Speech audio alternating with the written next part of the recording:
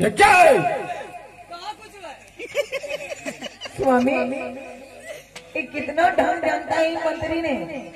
वो चुड़ैल का है, पकड़ के लाओ उसको। एक बार तुमको लगाऊंगा बस तुम्हारा काम खत्म हो जाएगा। अब तुम्हारा क्रिया में यही खटिया दान होगा। चलिए स्वामी, इस चुड़ैल को इसके हाथ में थाली और लाठी दो।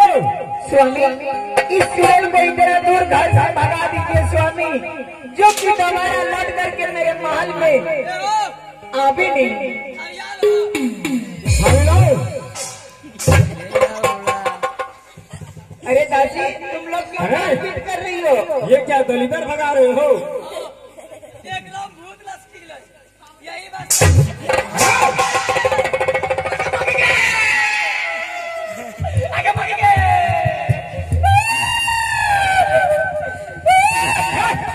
एक तो तुम्हारा नाम संतोष है, अब तुम धीरे धीरे संतोष पागल बन जाओगे।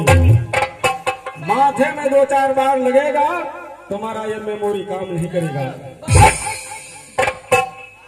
इसके हाथ में एक लाठी और थाली दो, और आज दिन के बाद हमारी एक जंगल है, बिजुबन जंगल, उसमें जाकर के सारे कौओं को भगाती रहेगी।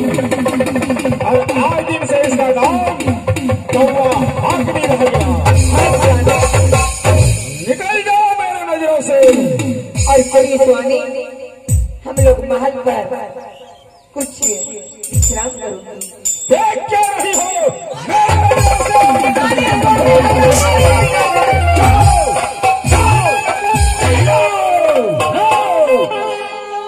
मार दो इसको।